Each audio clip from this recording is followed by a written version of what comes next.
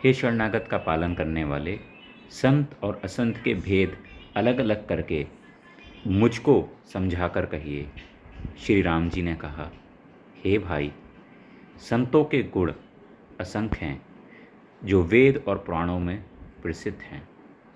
संत और असंतों की करनी ऐसी है जैसे कुल्हाड़ी और चंदन का आचरण होता है।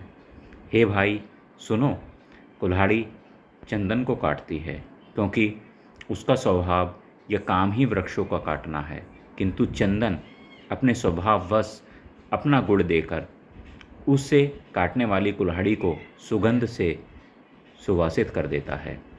इसी गुण के कारण चंदन देवताओं के सिरों पर चढ़ता है और जगत को प्रिय हो रहा है, और कुल्हाड़ी के मुख को ये दंड मिलता है कि उसको आग में जलाकर फिर घन से पीटते हैं।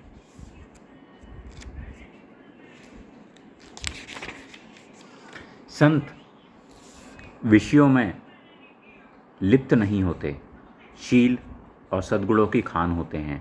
उन्हें पराया दुख देखकर दुख और सुख देखकर सुख होता है। वे सब में सर्वत्र सब समय समता रखते हैं। उनके मन कोई उनका शत्रु नहीं है। वे मद से रहित और वैराग्यवान होते हैं तथा लोभ, क्रोध, हर्ष और भय का त्याग किए हुए रहते हैं। उनका चित्त बड़ा कोमल होता है। वे दीनों पर दया करते हैं तथा मन, वचन और कर्म से मेरी विशुद्ध भक्ति करते हैं। सबको सम्मान देते हैं पर स्वयं मान रहित होते हैं। हे भरत, वे प्राणी संतजन मेरे प्राणों के समान हैं। उनको कोई कामना नहीं होती। वे मेरे नाम के परायण होते हैं। शांति, वैराग्य, विनय और प्रसन्नता के घर होते हैं। उनमें शीतलता, सरलता, सबके प्रति मित्र भाव और ब्राह्मण के चरणों में प्रीति होती है, जो धर्मों को उत्पन्न करने वाली है। हे तात, ये सब लक्षण जिसके हृदय में बसते हों उसको सदा सच्चा संत जानना, जो शम मन के निग्रह, दम इंद्रियों के निग्रह, नियम और नीति से कभी विचलित नहीं होते और मुख से कभी कठोर वचन नहीं बोलते, जिन्हें निंदा और स्तुति दोनों समान हैं और मेरे चरण कमलों में जिनकी ममता है, वे गुणों के धाम और सुख की राशि संतजन मुझे प्राणों के समान प्रिय हैं। अब असंतों दुष्टों का स्वभाव सुनो। कभी भूलकर भी उनकी संगति नहीं करनी चाहिए। उनका संग सदा दुख देने वाला होता है। जैसे बुरी जाति की गाय कपिला सीधी और दुधार गाय को अपने संग से नष्ट कर डालती है। दुष्टों के हृदय में बहुत अधिक संताप रहता है। वे पराई संपत्ति, सुख देखकर सदा जलते रहते हैं। वे जहाँ कहीं दूसरों की निंदा सुन पाते हैं वहाँ ऐसे हर्षित होते हैं मानो रास्ते में पड़ी कोई खजाना मिल गया हो।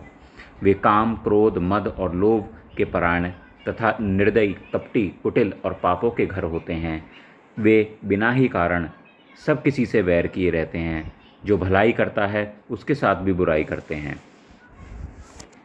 उनका झूठा ही लेना और झूठा ही देना होता है। झूठा ही भोजन होता है, झूठी ही चवेना होता है। अर्थात वे लेन देन के व्यवहार में झूठ का आश्रय लेकर दूसरों का हक मार लेते हैं अथवा झूठी डींग हाँका करते हैं और हमने लाखों रुपए ले लिए, करोड़ों का दान कर दिया, इस प्रकार खाते हैं जैसे चने की रोटी और कहते हैं आज खूब माल खाकर आए हैं, अथवा चवेना चबाकर रह जाते हैं और कहते हैं कि हमें बढ़िया भोजन से वैराग्य है इत्यादि। मतलब यह है कि वे सभी बातों में झूठ ही बोला करते हैं। जैसे मोर का हृदय ऐसा कठोर होता है कि वह महान विषैले सांप को भी खा जाता है, वैसे ही वे भी ऊपर से मीठे वचन बोलते हैं परंतु हृदय के बड़े ही निर्दयी होते हैं। वे दूसरे से द्रोह करते हैं और पराई स्त्री, पराय धन और पराई निंदा में आसक्त रहते हैं। वे पामर और पाप में मनुष्य नर शरीर धारण किए हुए राक्षस ही हैं। लोभ ही उनका ओढ़ना, लोभ ही उनका बिछोना है, अर्थात लोभी से वे सदा घिरे हुए रहते हैं। वे पशुओं के समान आहार और मैथुन के ही परायण होते हैं। उन्हें यमपुर का भय नहीं लगता। यदि किसी की बढ़ाई सुन पाते हैं तो वे ऐसे दुखी होकर सांस लेते हैं मानो उन्हें जूड़ी आ गई हो।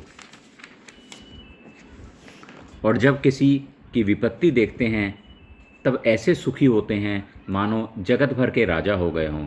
वे स्वार्थपरायण, परिवार वालों के विरोधी, काम और लोभ के कारण लंपट और अत्यंत क्रोधी होते हैं। वे माता पिता, गुरु और ब्राह्मण किसी को नहीं मानते। आप तो नष्ट हुए ही रहते हैं, साथ में ही अपने संग को दूसरे को भी नष्ट करते हैं। मोहवश दूसरे से द्रोह करते हैं।